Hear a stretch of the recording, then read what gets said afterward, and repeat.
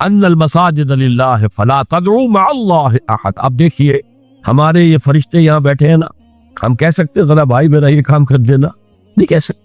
جبرائیل کو پکار سکتے ہیں، جبرائیل ذرا میرا یہ کام کر دے؟ وہ عالم غیب کی شے ہے. کسی ولی اللہ کی روح کو پکار کر کہنا کہ میری یہ مشکل دور کر دے؟ نہیں. اللہ سے کہے، اللہ کو پکارے، اللہ جس کے ذریعے سے چاہے آپ کی ضرورت پوری کرتے. اس ضمن میں میں کہوں گا کہ شاہ ولی اللہ دہلوی نے ایک بات کہی ہے، اگرچہ مجھے اس کی کوئی دلیل اپنے طور پر انڈیپینڈنٹلی کتاب و سنت میں نہیں ملی ہے، لیکن شاہ صاحب کا ایک مقام مرتبہ ہے جو میری نگاہ میں بہت بلند ہے. میرے نزدیک دو عظیم شخصیتیں عالم اسلام کی، امام ابن تیمیہ اور امام غزالی کو جمع کریں تو شاہ ولی اللہ بنتے ہیں. اتنی عظیم شخصیت. انہوں نے یہ لکھا ہے کہ جو اللہ کے برگزیدہ بندے ہوتے ہیں اولیاء اللہ، اللہ تعالیٰ ان کی ارواح کو ان کے فوت ہونے کے بعد ملائکہ کے طبقہ اسفل میں شامل کر دیتے ہیں، اور وہ بھی جس طرح وہ ملائکہ اللہ کے احکام کی زمین میں تنفیذ کر رہے ہیں وہ بھی اسی کام میں لگ جاتے. میں نے عرض کیا کہ میرے پاس انڈیپینڈنٹلی کوئی دلیل نہیں ہے اس کے حق میں، لیکن شاہ صاحب کا فرمانا خود میرے لیے ایک درجے میں دلیل ہے. لیکن یہاں ایک تو یہ نوٹ کرنے کا، ملائکہ کا طبقہ اسفل، ملائکہ کا سب سے نچلا طبقہ، اور اللہ کے حکم کی تنفیذ کرتے تو فرشتے کر رہے ہیں وہ بھی ہو. ہمیں سے کیا غرض ہے؟ ہم نہ فرشتے کو پکار سکتے ہیں اور نہ کسی ولی اللہ کو پکارو اللہ کو. قال ربکم ادعونی استجب لکم ان الذین یستکبرون عن عبادتی سیدخلون جہنم داخرین. تمہارا رب کہتا ہے مجھے پکارو، مجھ سے مانگو، میں تمہیں دوں گا، تمہاری دعا سنوں گا، قبول کروں گا. اور جو بربنائے تکبر مجھ سے نہیں مانگتے وہ جہنم میں داخل ہوں گے، ذلیل و خوار ہو. حضور نے ایک بات مجھے متن یاد نہیں ہے بہت پیاری فرمائی. دیکھو انسانوں سے تم مانگتے ہو کچھ تو ایک دفعہ تو اس کے ماتھے پر تیوری پر بل پڑ ہی جاتا ہے، یہ کیوں میرے سامنے ہاتھ سوال کیا، کیوں مجھے اس سے مانگتا ہے، چلیے بعد میں کچھ وہ دے ہی دے کہ تاگوار گزرتا ہے. ارے اس سے مانگو جو کہتا ہے کہ مجھ سے مانگو اور میں دوں گا، وہ نہ مانگنے پہ ناراض ہے، اس سے نہیں مانگتے. رات کے آخری ساعتوں میں، یا جسے آپ کہتے ہیں small hours of the morning, حدیث میں آتا اللہ نزول اجلال فرماتے، جس کو ہم نہیں جانتے کیسے نزول ہوتا ہے. ذات باری تعالیٰ اس کے متعلقات کے بارے میں جو بات آگے قرآن میں حدیث میں وہ ہم مانتے ہیں، کیسا یہ ہم نہیں جانتے. اس کا ہاتھ ہے کیسا ہم نہیں جانتے، اس کا چہرہ ہے کیسا ہم نہیں جانتے، اس کی ساق ہے، اس کی پنڈلی ہے کیسی ہم نہیں جانتے. وہ سنتا ہے کیسے سنتا ہے ہم نہیں جانتے، کیا اس کے کان ہے، کیا اسے بھی ساؤنڈ ویوز کی ضرورت ہے سننے کے لیے. وہ دیکھتا ہے کیسے دیکھتا ہے ہم نہیں جانتے، وہ اترتا ہے کیسے اترتا ہے ہم نہیں جانتے. جو قرآن میں آگے حدیث میں آگے مان لیجئے بس. باقی یہ متشابہات میں سے ہے، اس کی کھود پرید میں پڑو گے تو فتنے میں مبتلا ہو جاؤ. ابتغاء الفتنة وابتغاء تاویلہ. لہذا حدیث میں آتا ہے کہ رات کے آخری ساعتوں میں اللہ سمائے دنیا تک نزول فرماتے اور پھر ندا لگتی ہے حل من سائل فاعطیہ، ہے کوئی سوال کرنے والا مانگنے والا کہ میں اسے دوں. حل من مستغفر فاغفر لہ، ہے کوئی گناہوں کی معافی چاہنے والا کہ میں اسے معاف کر دوں. ہم انٹا غفیل سو رہے، ہم تو مائل بکرم ہے، کوئی سائل ہی دے. راہ دکھلائے کسے، رہنم منزل ہی نہیں، نہ کسے دکھا. اللہ کے راستے پر چلنے کا فیصلہ کرو، اللہ کی راہ میں جہاد کا فیصلہ کرو، پھر اللہ راستہ کھولے گا. والذین جاہدوا فینا لنہدینہم سبلنا. وہ لوگ کہ جو ہمارے راستے میں جہاد کرے، محنت کرے، مشقتیں کرے، ہم لازماً ان پر اپنے راستے کھولتے چلے جائیں. اور دعا شرک فی الدعا، مانگو صرف اللہ سے. وہ چاہے کسی فرشتے کے ذریعے، چاہے کسی فوت شدہ ولی اللہ کی روح کے ذریعے سے، چاہے کسی کو بھی نہیں، براہ راست اپنے حکم سے. اس کی تو قدرت ہے، جو چاہے کرے. کن فیکون، وہ جیسے بھی ہو وہ آپ کی ضرورت پوری کرے گا. وہی ہے جو کہ مشکلات کو حل کرنے والا ہے، وہی ہے کہ رزق دینے والا ہے، وہی ہے جو مرض سے شفا دینے والا ہے. پکارو اسی کو، مانگو اسی سے. اب آئیے کچھ مراسم عبودیت ہوتے ہیں. مراسم رسم کہتے ہیں کسی چیز کی ظاہری شکل.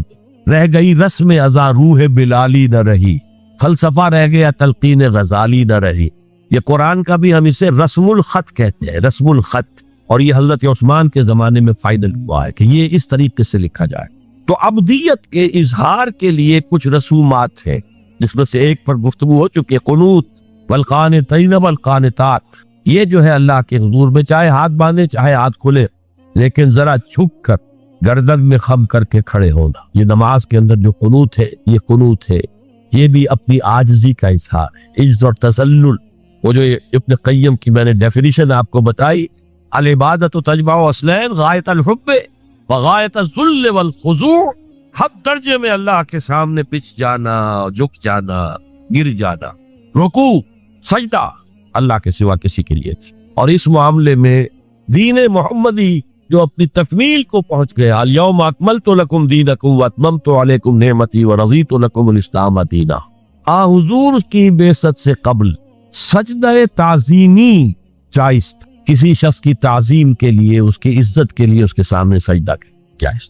حضرت یوسف کے سامنے ان کے والدین اور 11 بھائی سجدے میں گرتے.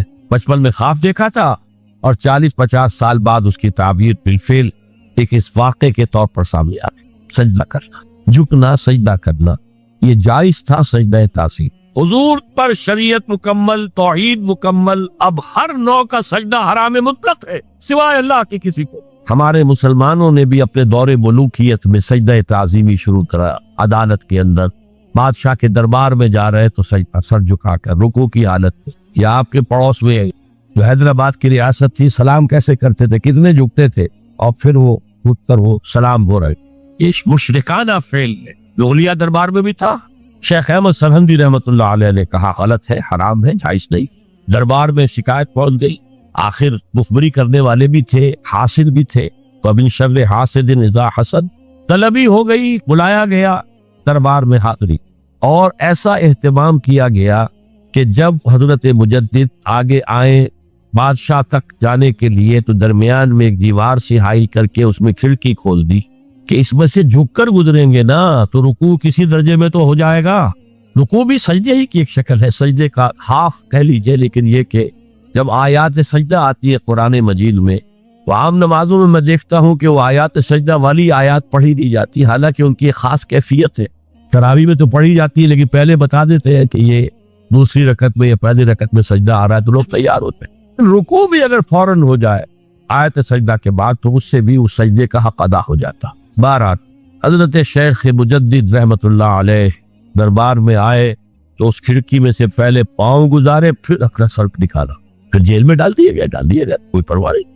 حاضر ہوا میں شیخ مجدد کی لحد پر، وہ خاک کے ہے زیر فلک مطلع انوار، گردن نہ جھکی جس کی جہانگیر کے آگے، جس کے نفس گرم سے ہے گرمی احرار.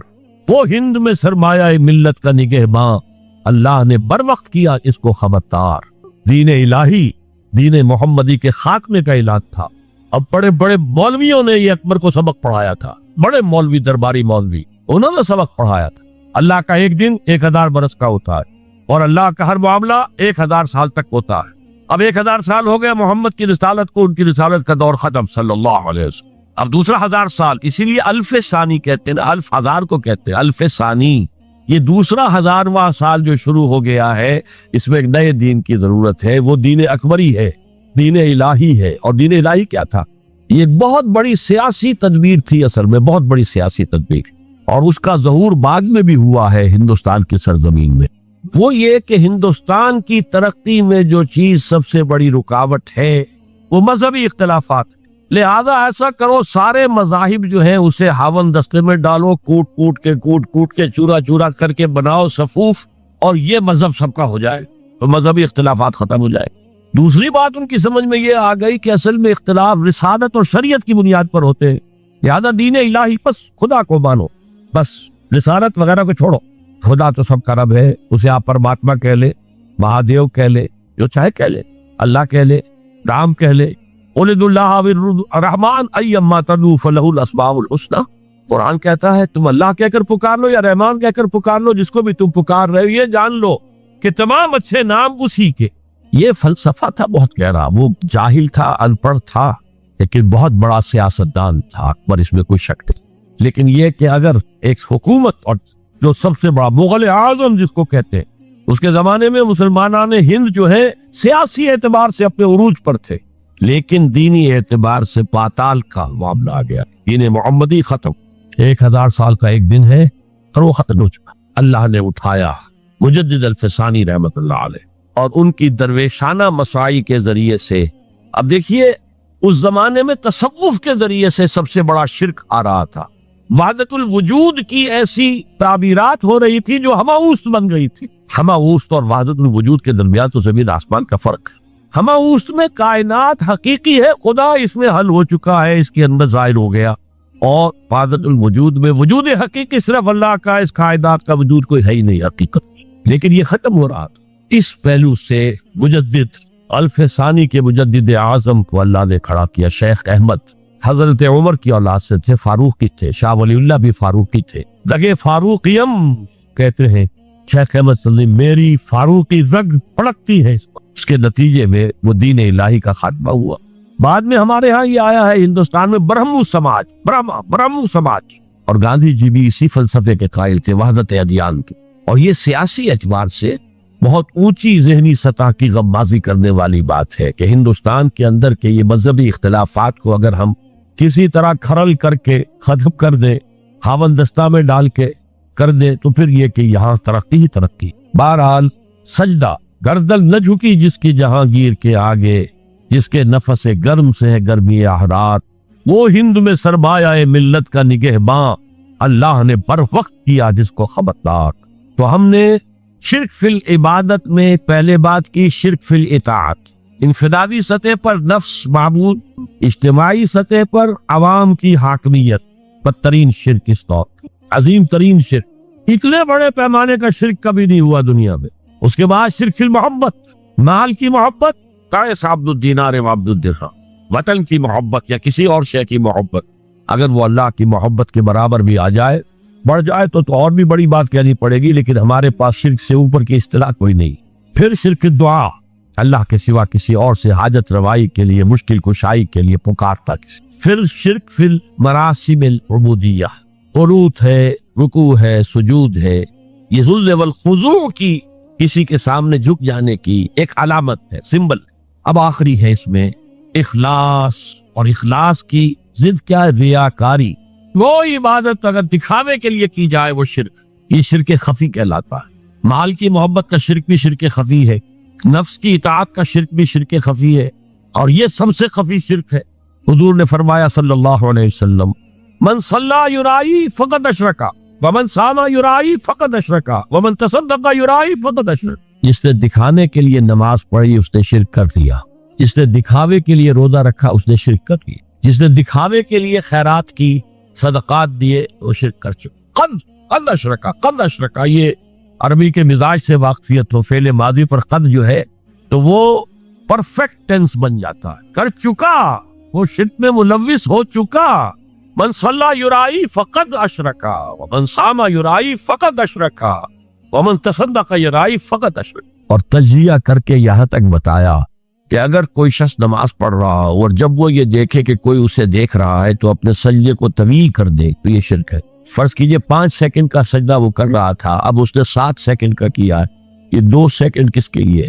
اس ایک سجدے کے 2 مسجود ہو گئے. تو 5 سیکنڈ کا سجدہ تو اللہ کے لیے، 2 اس کے لیے شرک ہوگی. یہ عقل و نقل کی ایک بڑی طویل کشمکش ہے جو ہمارے یہاں چلی. اور نقل سے مراد وہ نقل نہیں جو امتحان میں ماری جاتی ہے کہیں، وہ آپ سمجھ میں رکھ ذہن میں لے آئیں. نقل سے مراد کیا ہے؟ کہ ایک قرآن ہے جو منقول ہے، نقل ہوا ہے، منتقل ہوا ہے اللہ سے محمد کو فرشتے کے ذریعے. یہ نقل ہے، یہ محمد کے عقل کی پیداوار نہیں ہے، معاذ اللہ ثم معاذ. یہ تو منقول ہوا.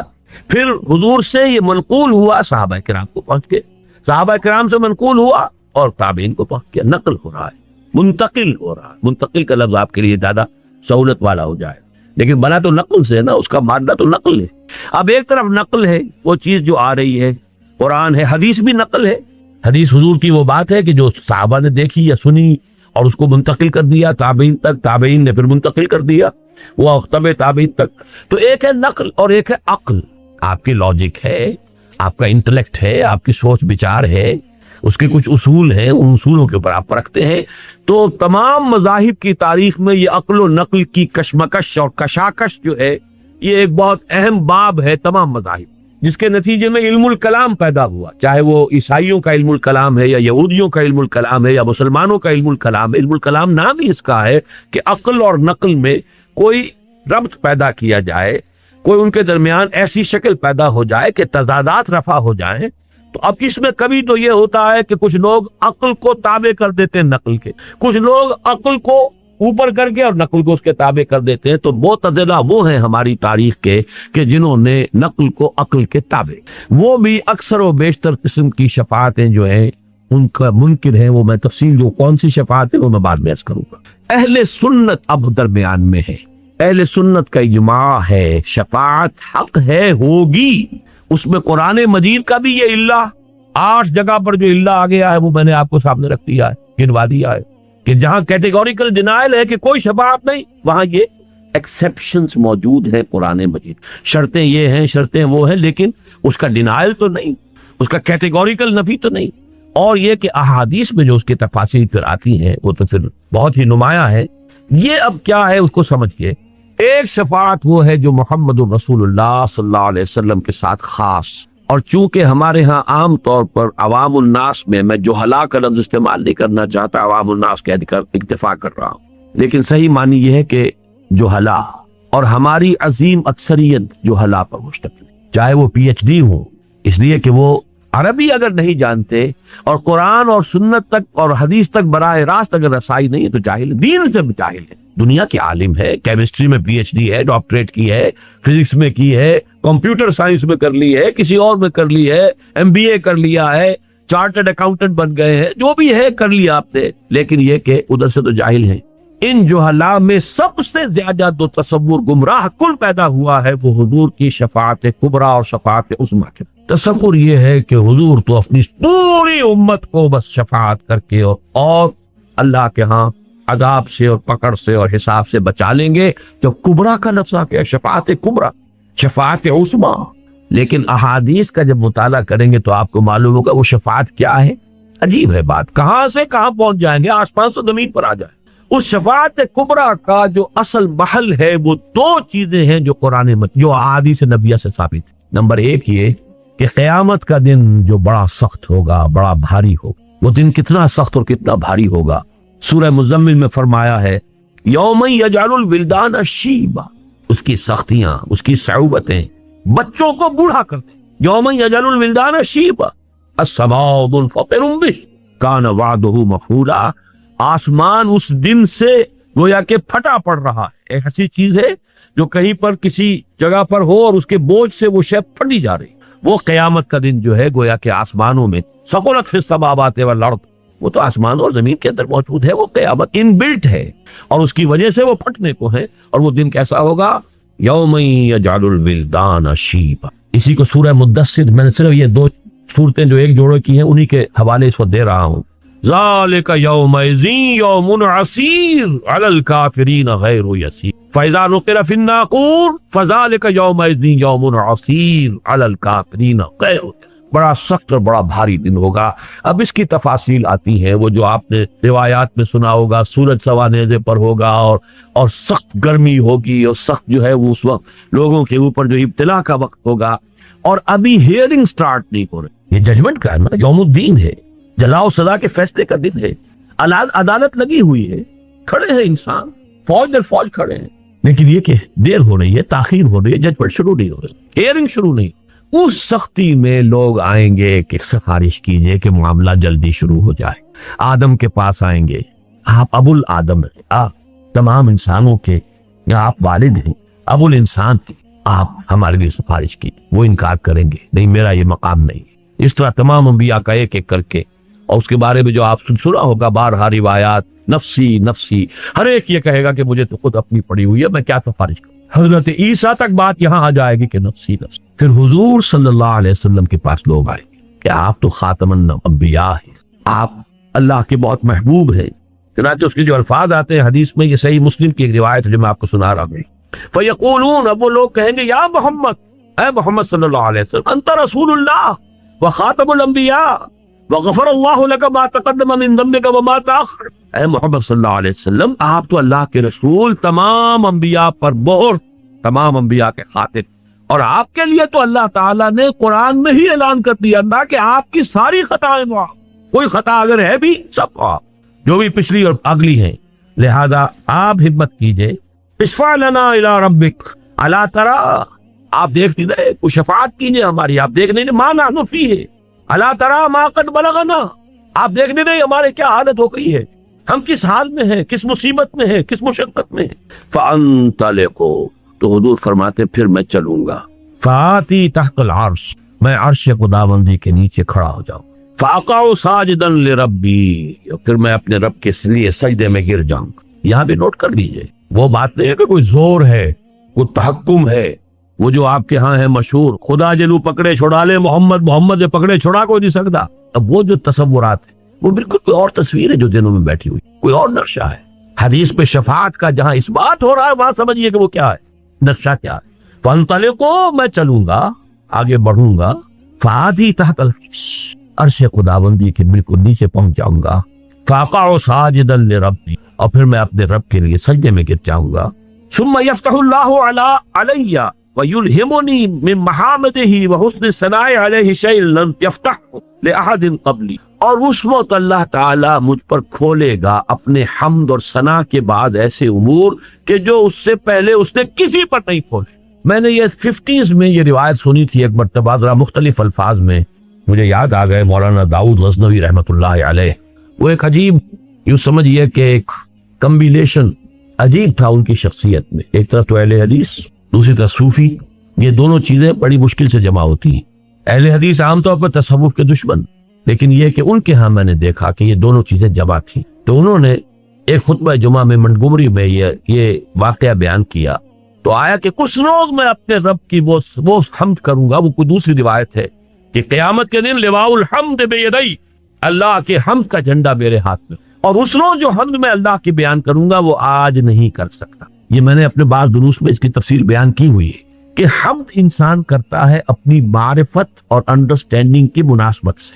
آپ نے کسی شے میں کوئی حسن دیکھا، اس کے کچھ پہلو آپ پر نمایاں ہو گئے کہ اس میں یہ محاسن ہے، یہ خوبیاں ہیں، یہ اچھائیاں، یہ آپ کی انڈرسٹینڈنگ ہے، اپریسیشن ہے۔ جتنی اپریسیشن ہے اتنا ہی تو بیان کر سکیں گے نا۔ اس کے بعد پہلو ہیں جو ابھی آپ کو پروازی نہیں ہوئے، آپ کے اندر اس کو اپریشیٹ کرنے کی صلاحیت ہی نہیں، فرض کیجئے، تو اس کو کیسے بیان کریں گے؟ تو جہاں بھی آپ تعریف کریں گے، حمد کریں گے، مدح کریں گے، توصیف کریں گے، تحسین کریں گے، یہ لمیٹڈ ہوگی آپ کی اپنی قوت ادراک پر۔ آپ نے کتنا کچھ سمجھا، کتنا انکشاف آپ پر ہوا۔ اس لیے تو میں کہا کرتا ہوں کہ قرآن مجید کی عظمت کا جو انکشاف علامہ اقبال پر ہوا ہے، میرا مطالعہ کہہ لیجئے بہت محدود ہے، لیکن بہرحال میرے علم کی حد تک کسی دوسرے انسان پر قرآن مجید کی عظمت کا وہ ادراک اور وہ انکشاف میں نے نہیں پایا۔ بڑے سے بڑے عالم، یہ انکشاف ہے، یہ اپریسیشن۔ ایک بہت بڑا فلسفی ہی اپریشیٹ کر سکے گا کہ قرآن کی اس آیت میں کس قدر بڑا فلسفہ ہے۔ عام آدمی کو کیا پتا کیا کیا اس پہ لکھا ہوا ہے۔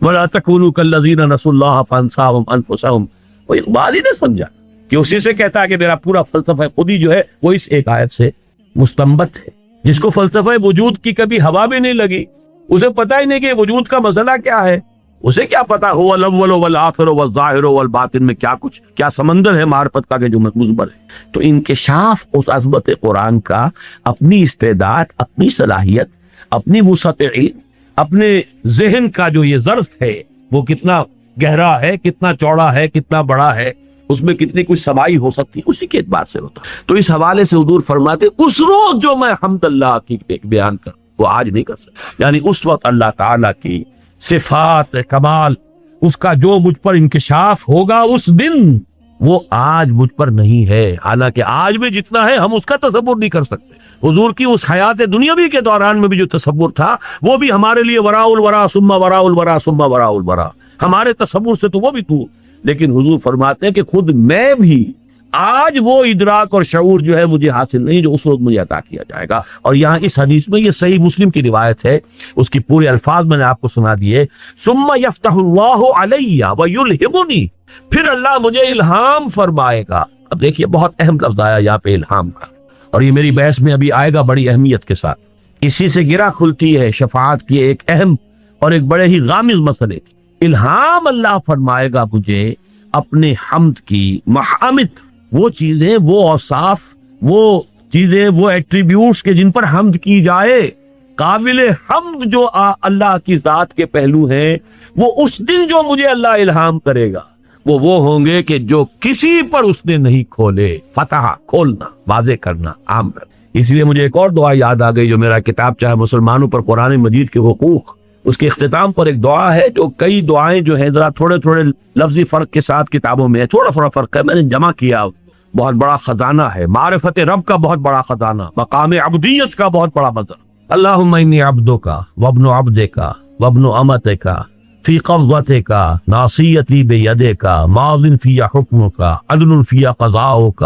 ذرا اندازہ کیجئے عبدیت کا، اے اللہ میں تیرا بندہ ہوں، اللہم انی عبدک وابن عبدک، میرا باپ بھی تیرا ایک ادنا غلام تھا، وابن امتک، میری ماں بھی تیری ادنا کنیز تھی، اللہم انی عبدک وابن عبدک وابن امتک فی قبضتک، میں تیرے قبضہ قدرت میں ہوں، ناصیتی بیدک، میری پیشانی تیرے ہاتھ میں ہے، ماضٍ فی حکمک، میرے پورے وجود میں تیرا ہی حکم جاری و ساری ہے، عدل فی قضاؤک، میرے بارے میں جو فیصلہ تو کرے وہ عادل فرماتی، کوئی شک ہے ہی نہیں تیرے عدل پر۔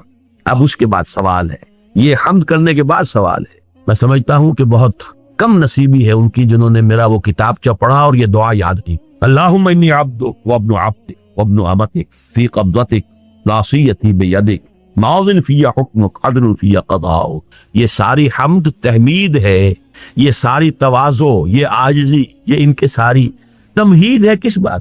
اسألوک بکل اسم ہو لک، اے اللہ میں تجھ سے سوال کرتا ہوں تیرے ہر اس نام کے حوالے سے جو تیرا ہے، جو تیرے اسماء ہیں، میں انہی کے حوالے سے پکار سکتا ہوں۔ قرآن مجید میں آیا کہ نہیں، لہ الاسماء الحسنی فادعوہ بہا، اللہ کو جب بھی پکارنا ہو اللہ کے ناموں کے حوالے سے پکارو۔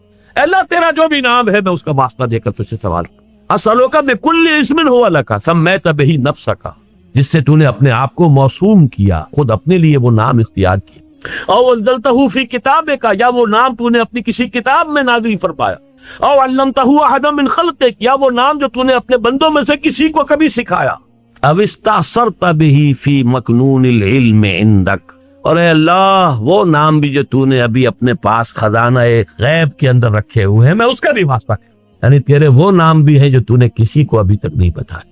یہ محمد رسول اللہ کی دعا ہے۔ اسألوک بکل اسم ہو لک سمیت بہ نفسک او علمتہ احدا من خلقک او انزلتہ فی کتابک او استأثرت بہ، جسے تو نے محبوب بنا کر اپنے پاس ہی چھپا کر رکھا ہوا، تیرا وہ نام بھی ہے۔ او استأثرت بہ فی مکنون الغیب عندک، غیب کا جو چھپا ہوا خزانہ ہے جو خاص تیرے پاس ہے، اور تو نے وہ نام ابھی اپنے ہی پاس اسی خزانے میں رکھا ہوا چھپا کر، میں اس کا بھی واسطہ دیتا ہوں۔ ان تجعل القرآن ربیع قلبی، مانگا کیا ہے؟ دولت نہیں مانگی، اولاد نہیں مانگی، کیا مانگا ہے؟ ان تجعل القرآن ربیع قلبی، اس قرآن کو میرے دل کی بہار بنا، ونور صدری، میرے سینے کا نور بنا، وجلاء حزنی، میرے غم اور رنج کا مداوا بنا، وذہاب ہمی بغمی، اور میرے ہموم اور تفکرات کا مداوا بنا اس قرآن۔ یہ دعا مجھے کیوں یاد آ گئی؟ اب استأثرت بہ فی مکنون الغیب عندک، اے اللہ تیرے وہ نام بھی جو تو نے ابھی اپنے پاس چھپا کر رکھے ہوئے ہیں خزانہ غیب میں ان کا بھی واسطہ دے رہا ہوں۔ حضور فرماتے اس روز وہ خزانہ غیب بھی مجھ پر کھول دیا جائے۔ فرمایا ثم یفتح اللہ علیہ ویلہمنی، پھر اللہ کھول دے گا مجھ پر اور الہام فرما دے گا مجھے، من محامدہ وحسن ثناء علیہ شیئا لم یفتحہ لأحد، وہ تمام خزانے جو اللہ نے مجھ سے پہلے کسی پر نہیں کھولے ہوں گے وہ اس وقت مجھ پر کھول دیے جائیں گے۔ ثم یقال یا محمد، تب جب یہ سب کچھ ہو جائے گا تو کہا جائے گا، پکارا جائے گا۔ اب ذرا یہ بھی نوٹ کیجئے، یہ نہیں کہا کہ اللہ کہے گا، یقال، گر حفظ مراتب نہ کنی زندیقی، مراتب کا لحاظ اگر نہ ہو، ابن عربی کا وہ شعر جو میرے بعد دروس میں آیا ہوگا، اب یہ چیزیں پھر آ رہی ہیں، بار بار وہی آئے گی، بار بار آئے گی۔ الرب رب وَإِن تنزل والعبد عبد وَإِن ترقى، رب رب ہی ہے چاہے کتنا ہی نیچے آ جائے، چاہے سمائے دنیا پر آ جائے، پہلے آسمان پر آتا ہے کہ نہیں آتا؟ حدیث میں ہے کہ نہیں؟ ہر رات کے پچھلے گھڑیوں میں، جنہیں آپ کہتے ہیں small hours of the morning, یہ 2 3 4 یہ سب سے چھوٹے ہیں نا، ان سے 1 2 3 4 12 کے بعد 1 پہ آ گئے نا، ایک دم اسمال آورز آف دی، یہ جو شروع کی صبح کی آف دی مارننگ، ان میں اللہ نزول جلال فرماتا ہے، پہلے آسمان پر آ جاتا، اور محمد رسول اللہ شب معراج میں 7ویں آسمان پر پہنچ گئے، لیکن محمد محمد ہے، اللہ اللہ ہے۔ الرب رب وَإِن تنزل، رب رب ہی ہے چاہے کتنا ہی نیچے آ جائے، کتنا ہی دور فرمائے، والعبد عبد وَإِن ترقى، بندہ بندہ ہی رہے گا چاہے کتنا ہی ترقی کر لے اور کتنی ہی اونچے مقام پر پہنچ. وہ حفظ مراتب یہاں پر نوٹ کیجئے. کہا جائے گا ثم یقال، پھر کہا جائے گا، کوئی کہنے والا کہے گا، کوئی پکارے گا. جیسے درباروں کے اندر ہوتے ہیں وہ اعلان کرنے والے کچھ اور ہوتے ہیں. ثم یقال یا محمد ارفع راسک سل تعطى اشفع تشفع. اس وقت مجھ سے کہا جائے گا اے محمد صلی اللہ علیہ وسلم اپنا سر اٹھاؤ. سجدے میں پڑے ہوئے، یہ ساری حمد و ثنا سجدے میں کر رہے ہیں. ارفع راسک، اپنا سر اٹھاؤ. سل، اور مانگو، تو تمہیں عطا کیا جائے. وشفع، کرو جو سفارش کرنی ہے. تشفع تشفع، تمہاری صفات قبول کی جائے گی. فارفع راسی فاقول، اس کے بعد میں اپنا سر اٹھاؤں گا اور کہوں گا. یہاں تک کا پورا نقشہ میں نے آپ کے سامنے بیان کر دیا حدیث کے الفاظ میں. اب یہ شفاعتیں دو ہوں گی. جسے شفاعت کبریٰ کہا گیا وہ کیا ہوگی، جس کو کہا گیا ہے ہمارے ہاں وہ شفاعت کبریٰ کیا ہوگی؟ اللہ تعالی کی طرف سے وہ جو تاخیر ہو رہی تھی حساب کتاب کی وہ ختم ہو جائے، حساب شروع ہو جائے. یہ ہے شفاعت کبریٰ. اور دوسری شفاعت کبریٰ کیا ہوگی؟ کہا جائے گا کہ میں کہوں گا یا رب امتی امتی، پروردگار مجھے اپنی امت کی، پروردگار مجھے اپنی امت کی. فیقال یا محمد، تو کہا جائے گا اے محمد صلی اللہ علیہ وسلم ادخل الجنت من امتک، اپنی امت میں سے جنت میں داخل کر دو. من لا حساب علیہ من الباب الایمن من ابواب الجنہ، ان لوگوں کو جن کے ذمے کوئی حساب نہیں. یہ کون لوگ ہیں جن کے ذمے کوئی حساب نہیں؟ جنت کے داہنے دروازے سے ان لوگوں کو لے جاؤ، داخل کر دو جن پر کوئی حساب نہیں. یہ دوسری احادیث سے معلوم ہوتا ہے. بعض احادیث میں تو 70,000 کا عدد آیا ہے. میری امت میں سے 70,000 لوگ ایسے ہوں گے جن کے بارے میں امام بخاری نے باب قائم کیا ہے یدخل الجنت 70,000 بغیر حساب. 70,000 جو ہے امتی محمد الرسول اللہ صلی اللہ علیہ وسلم کے وہ بغیر حساب کے داخل. وہ کون سے ہوں گے؟ وہ لوگ ہوں گے جس کے بارے میں فرمایا لا یکتبون ولا یسترقون ولا یتطیرون وعلی ربہم یتوکلون. وہ تیری امت کے لوگ اے محمد صلی اللہ علیہ وسلم جو خالص متوکل تھے اللہ پر. لہذا نہ تو وہ داغ لگواتے تھے، نہ وہ کوئی جھاڑ پھونک کرواتے تھے، نہ کوئی فال لیتے تھے. یہ تین اوصاف جو لوگ اپنے معاملے کو کلیتاً اللہ کے حوالے. اب جھاڑ پھونک ہو رہی ہے، ایک ہے دوا، علاج، ایک مناسب حد تک علاج کرنا سنت ہے. علاج کیجئے دوا کے ذریعے سے کیجئے. جیسا کہ میں نے عرض کیا، آپ سے آ کر کسی نے کہا کہ مجھے یہ تکلیف ہے، میں اللہ سے دعا کر رہا ہوں، آپ بھی دعا کیجئے. بالکل اس میں کوئی حرج نہیں. قطع کی یہ شفاعت ہے اور یہ جائز ہے، ہونی چاہیے. اسی طرح کسی سے آپ نے کہا مجھے پانی پلا دو، یہ بالکل ٹھیک ہے. جو بھی ہمارے مادی قوانین ہیں، جو عالم مادی ہے، اس کے تحت کسی سے مدد مانگ لینا یہ قطع کوئی نہ کفر ہے نہ شرک ہے. لیکن کسی روح کو پکارنا یا شیخ عبد القادر جیلانی میری یہ تکلیف رفع کر دے، یہ شرک ہو جائے. کسی فرشتے کو پکارنا یا جبرائیل میری اس وقت یہ مدد کر دے، یہ شرک ہو جائے. محمد کو پکارنا، علی کو پکارنا یا علی مدد، یہ کفر اور شرک ہو جائے. اسی طریقے سے میں نے عرض کیا کہ یہ لوگ توکل کرنے والے وہ ہیں کہ جو یہ جھاڑ پھونک نہیں کراتے، کوئی فال وغیرہ نہیں لیتے. یہ بدشگونی ہو گئی، یہ بدفالی ہے، یہ فلاں ہے، یہ چیزیں ہیں. ان تمام چیزوں سے ماورا ہو کر وہ صرف اللہ پر توکل کر. جو اللہ چاہے گا وہ ہوگا اور جو اللہ نہیں چاہے گا وہ نہیں ہوگا. ما شاء اللہ کان وما لم یشاء لم یکن. کسی جادوگر کا جادو مجھ پر اثر نہیں کر سکتا اگر اللہ نہ چاہے. یہ دوسری بات ہے کہ اگر اللہ ہی نے اپنے کلام میں نازل کرتی ہے معوذتین اور اس کو آپ ذریعہ بنائیں، یہ بالکل الگ بات ہے. لیکن کسی کا بھی یہ تصور کر لینا کہ وہ از خود مجھے کوئی نقصان پہنچانے پر قادر ہے، یہی تو شرک اور کفر ہے. لا حول ولا قوت الا باللہ. لہذا یہ 70,000 جو ہوں گے یہ تعداد اس حدیث میں نہیں ہے اور نہ یہ وضاحت ہے، لیکن یہ کہ احادیث کو بھی جیسے قرآن مجید میں ہم ایک آیت کو دوسری آیت کے ساتھ جوڑ کر اس کا نتیجہ نکالتے ہیں. شفاعت کبریٰ محمد الرسول اللہ صلی اللہ علیہ وسلم کی، جس کا کہ عوام میں نمل کیا تصور ہو گیا ہے. از روح احادیث صحیحہ صرف یہ 2 شفاعتیں ہیں جو محمد کو حاصل ہیں صلی اللہ علیہ وسلم، جو خاص ہیں آپ کی ذات کے ساتھ. اور وہ یہ ہیں کہ جب قیامت میں دیر ہو رہی ہوگی، ہیئرنگ میں سماعت شروع نہیں ہو رہی اور سختیوں میں ہوں گے اور شدائد میں ہوں گے، اس وقت آپ کی شفاعت سے حساب کتاب شروع ہو جائے. اور نمبر 2، آپ کو کہہ دیا جائے گا اپنی امت کے ان لوگوں کو لے کر فوراً ان لوگوں کو داخل کر دیجئے. ابھی یہ جو حساب کتاب ہونا ہے یہ بھی نہیں ہو، یہ سختی بھی ان کے لیے نہیں ہے.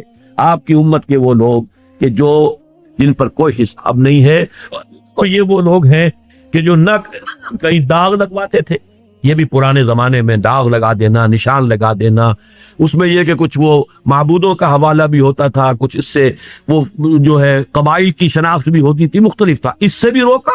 اور جھاڑ پھونک، اب جھاڑ پھونک کے اندر نوٹ کر لیجئے، جو چیز محمد رسول اللہ سے ثابت ہوگی وہ تو ہم کریں گے، لیکن اس سے آگے پھر جو عملیات ہمارے ہاں مشہور ہو گئی ہیں، فلاں عملیات فلاں عملیات، یہ تمام چیزیں جو ہے وہ اسی کھاتے میں آ جائیں۔ وہ متوکلون جن کے بارے میں فرمایا گیا ہے کہ وہ جائیں گے جنت کے اندر بغیر حساب، ان کے تین ہیں، لا یکتبون ولا یسترقون ولا یتطیرون وعلی ربہم یتوکلون، اور وہ صرف اپنے رب پر توکل کریں گے، اپنے معاملے کو فوض امری اللہ ان اللہ بصیر بالعباد، اللہ کے حوالے کر دیں گے کہ اللہ تعالی ہی میرے تمام حالات کو جانتا ہے، دیکھ رہا ہے، سپردم بے تو مایہ خیشرا تو دانی حساب کم ہو۔ تو دو چیزیں ہوئی کہ جو حضور صلی اللہ علیہ وسلم کے ساتھ خاص، اور یہ وہ ہے جن کے معتزلہ بھی قائل ہیں۔ میں نے بتایا تھا کہ شفاعت بالکل منکر خوارج، معتزلہ ان دو کے وہ بھی قائل ہے، اہل سنت تو قائل ہے ہی۔ تیسری شفاعت وہ ہے کہ جس کے معتزلہ سرے سے منکر ہے اور خوارج تو ہے ہی، لیکن اہل سنت کے نزدیک وہ ثابت ہے۔ وہ سفارش کس کی ہے؟ اولیاء اللہ کی، اور اولیاء اللہ میں ٹاپ پر کون ہے؟ اللہ کے رسول ہے، پھر کون ہے؟ اللہ کے نبی، پھر کون ہے؟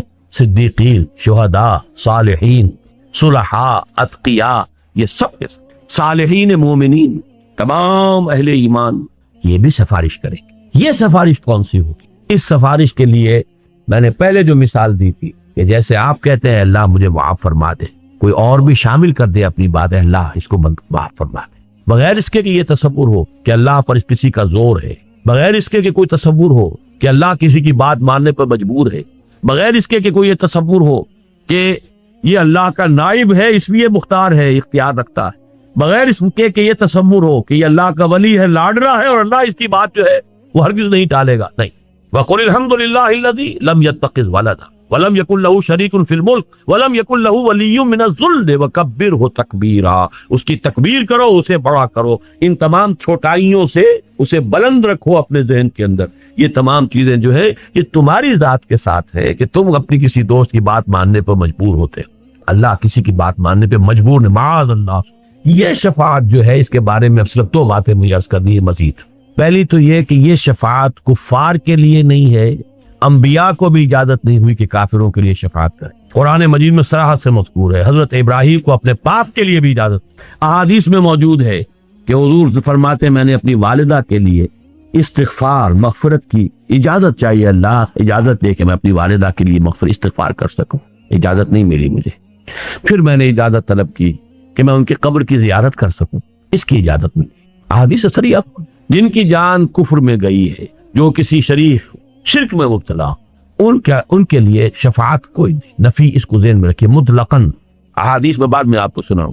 نمبر دو، منافقین کے لیے بھی شفاعت نہیں۔ منافقین تو کفار سے بڑھ کر ہے قرآن مجید کی روح سے، ان المنافقین فی الدرک الاسفل من النار، وہ تو آگ کے سب سے نچلے درجے میں ہوگی۔ قرآن مجید میں دو آیتیں تو بہت ہی کلیئر ہیں، اکثر جو حضرات میرے دروس میں شرکت کرتے ہیں انہیں یاد ہوگی، ازبر ہوگی۔ سورہ منافقون میں کیا فرمایا؟ سواء علیہم استغفرت لهم ام لم تستغفر لهم لن یغفر اللہ۔ اے نبی ان کے حق میں بالکل برابر ہے، چاہے آپ استغفار کریں ان کے لیے چاہے نہ کریں، اللہ ہرگز ان کو معاف نہیں۔ اور اس سے بھی زیادہ سخت، استغفر لهم او لا تستغفر لهم ان تستغفر لهم 70 مرۃ لن یغفر اللہ۔ اے نبی آپ ان کے لیے استغفار کریں یا نہ کریں، آپ 70 مرتبہ استغفار کریں گے کبھی ہم نہیں مانیں گے، اللہ ان کو معاف نہیں۔ بتائیے اس سے زیادہ کیٹیگوریکل کوئی آیت چاہیے اب؟ اور اس میں مزید اضافہ کر دیا حضور نے، اس کیٹیگوریکل ڈینائل کے اندر اضافہ کر دیا۔ اگر مجھے یہ معلوم ہوتا کہ 70 مرتبہ سے زیادہ استغفار کرنے پر، زیادہ مرتبہ استغفار کرنے پر میری سنوائی ہو جائے گی تو میں زیادہ کرتا۔ یعنی 70 کو یہ نہ سمجھو کہ 70 مراد ہے، ہو ہی نہیں سکتا۔ اگر مجرد 70 کی بات ہوتی تو میں 71 مرتبہ کرتا، میں 100 مرتبہ کرتا، میں 700 مرتبہ کرتا، کہ نہیں، مراد اس سے کیا ہے؟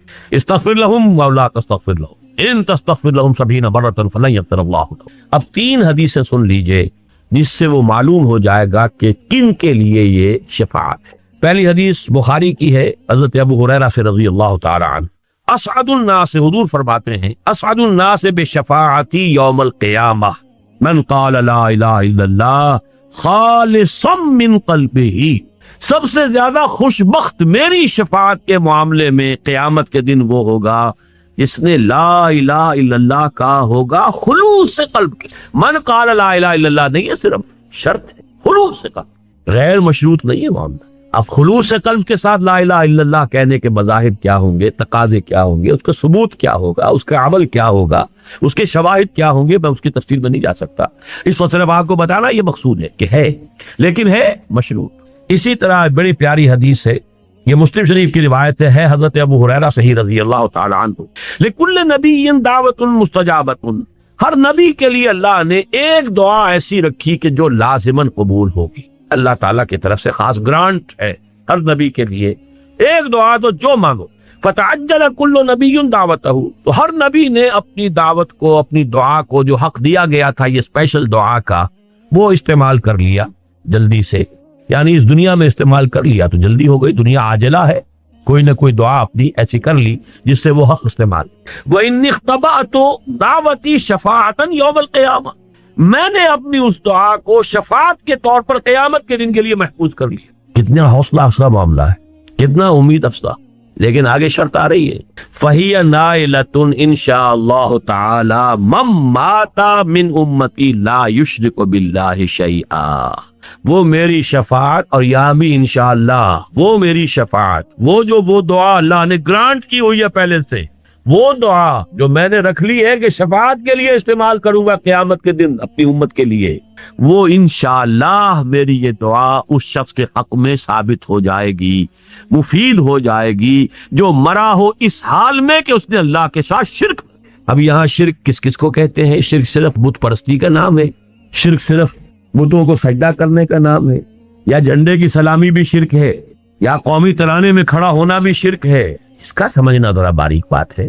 شرک نے ہمیشہ بیس بدلے ہیں، ہمیشہ بیس بدلے، ہر دور میں نئی صورت میں آیا۔ آج کا سب سے بڑا شرک انسانی حاکمیت کا شرک، ان الحکم الا للہ لا یشرک فی حکمہ احد، نہیں ہم سب شریک ہیں، اللہ تیری حاکمیت میں شریک ہے، بلکہ تجھ سے بڑے حاکم ہے، تیرا حکم نیچے ہماری پرتی ہو۔ تو شرک پر تو میرے پھر 6 لیکچر سنیے، کبھی ہے 20 سال پرانے، کبھی مجھے بھی خواہش ہوتی ہے کبھی میں بھی سنوں ان کو، لیکن یہ کہ میں نے الحمدللہ کہ اس کے مختلف پہلوؤں کو واضح کیا ہے۔ شرک فی الذات، شرک فی الصفات، شرک فی الحقوق، ان 3 اعتبارات، 6 گھنٹے کے لیکچرز۔ ایک شرک وہ بھی ہے، ذرا گریبانوں میں جھانکیے، کون اس سے بچا ہوگا؟ تعس عبد الدینار و عبد الدرہم، ہلاک ہو جائے درہم و دینار کا بندہ، اس کا معبود دولت ہے، حلال اور حرام کی تمیز نہیں ہے، دولت ہونی چاہیے۔ کون ہے معبود؟ دولت۔ عبد الدینار ہے، یہ نام ان کا عبد الرحمن ہے، حقیقت میں عبد الدینار ہے، جسے دینار کے لیے، دینار سے اتنی محبت ہے کہ نہ حلال کا خیال ہے نہ حرام سے کوئی اجتناب ہے۔ بہرحال شرط مشروط ہے، اس کے سوا وہ شفاعت کام نہیں آئے، چاہے وہ انبیاء ہو، رسول ہو، کوئی بھی، صلحاء ہو، اتقیاء ہو۔ تیسری حدیث یہ سنن کی ہے، یہ صحیحین میں نہیں ہے، اور یہ حضرت عوف ابن مالک سے ہے رضی اللہ تعالی عنہ۔ اتانی آتم من ربی، حضور فرما رہے ہیں، یہ آپ اپنا کوئی تجربہ، روحانی تجربہ بیان فرما رہے ہیں، کوئی عالم غیب سے جو آپ کے معاملات ہوتے تھے، میرے پاس آیا ایک آنے والا میرے رب کی جانب سے، ایک آنے والا میرے پاس آیا اللہ کی طرف سے، اللہ کا کوئی فرشتہ۔ اتانی آتم من ربی فخیرنی، اور اس نے مجھے ایک اختیار دیا، ان یدخل نصف امتی الجنت۔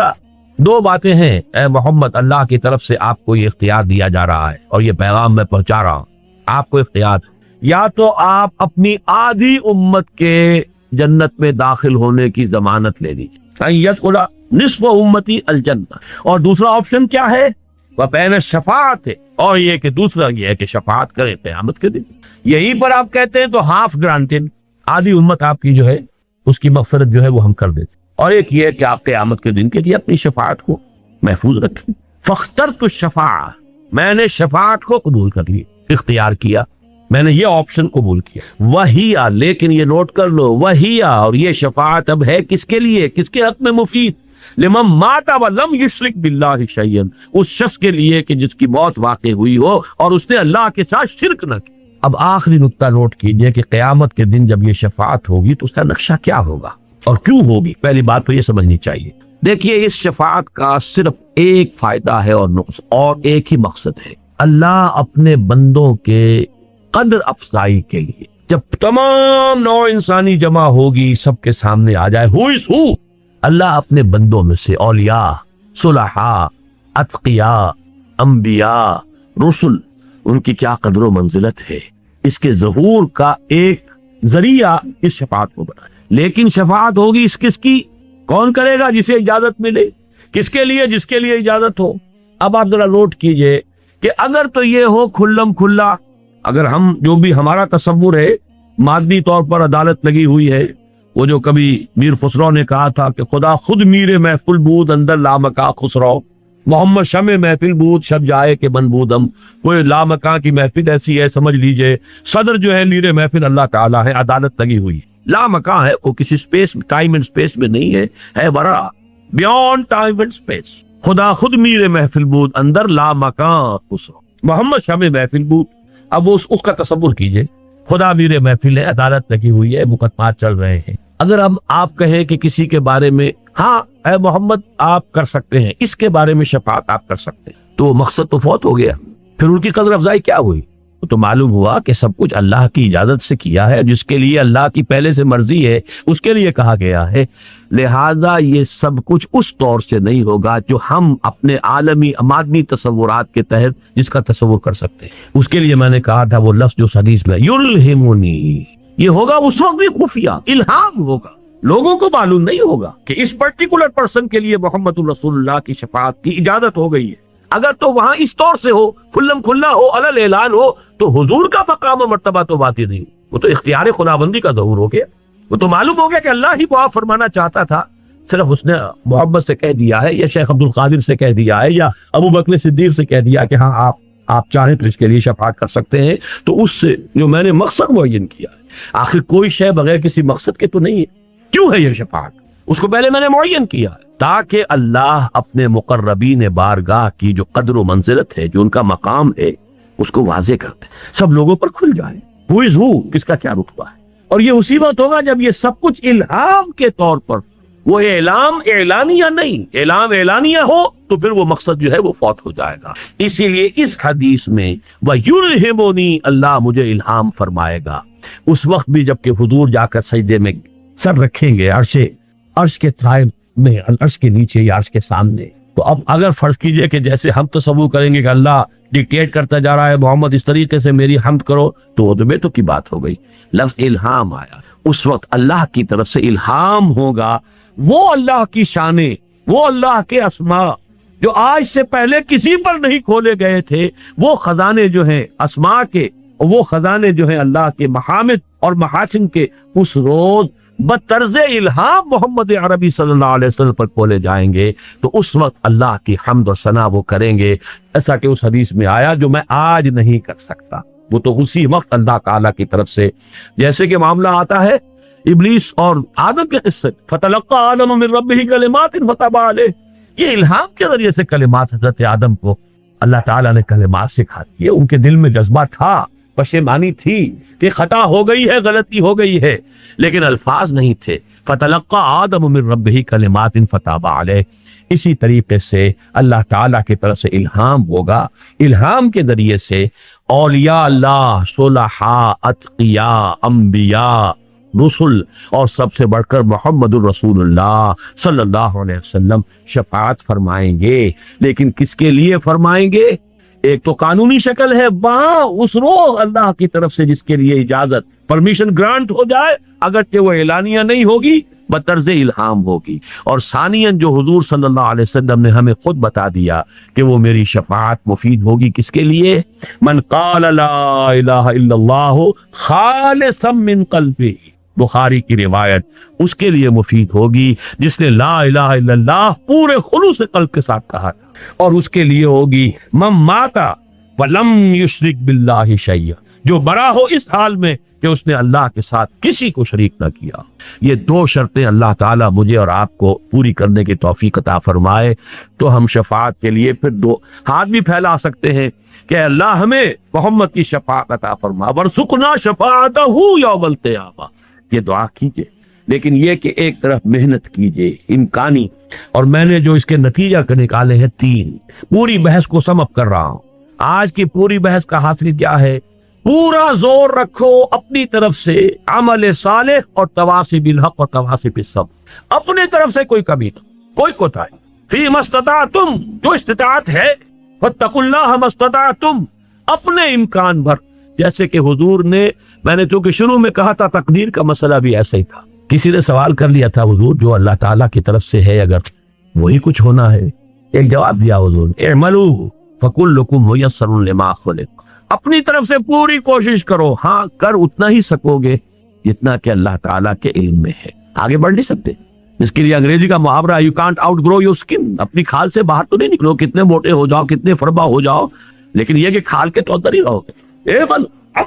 فَكُلُّكُمْ مُيَسَّرٌ لِمَا خُلِقَ، باقی کیا ہوگا، کہاں تک پہنچ پائیں گے، ہم نے اگر اپنی امکانی حد تک چڑھنے کی کوشش کی ہے تو جہاں تک پہنچ گئے اللہ قبول فرمائے۔ چھت تک کیوں نہیں پہنچے؟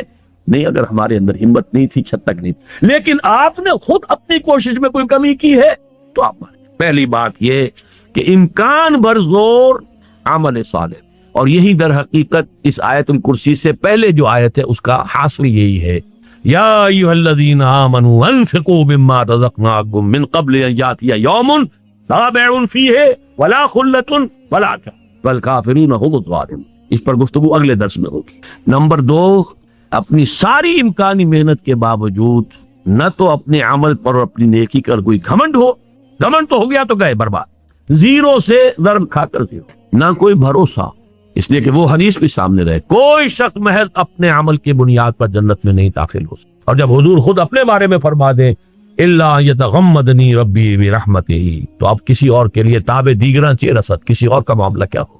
نمبر 3، اللہ کی بھی مغفرت کے امیدوار بھی رہو، خواستگار بھی رہو، اور اولیاء اللہ، انبیاء، صلحاء، اتقیاء، ملائکہ کے بارے میں قرآن مجید میں بار بار آتا ہے، استغفار کرتے رہتے ہیں اہل ایمان کے لیے، اے اللہ ان کو بخش دے، تو وہ تو شفاعت اب بھی کر رہے ہیں، وہ شفاعت تو ہو رہی ہے۔ ان سب کی شفاعت کے امیدوار رہو، لیکن کسی کے سامنے کسی کا نام لے کر درخواست کبھی نہ کرنا، وہ شرک ہو جائے۔ لا تدعوا مع اللہ احد، اللہ کے سوا پکارنا کسی، جبرائیل کو، نبی کا